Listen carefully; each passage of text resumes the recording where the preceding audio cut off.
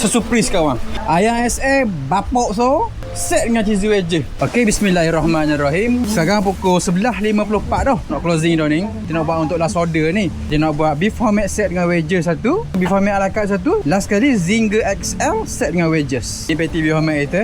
Alright.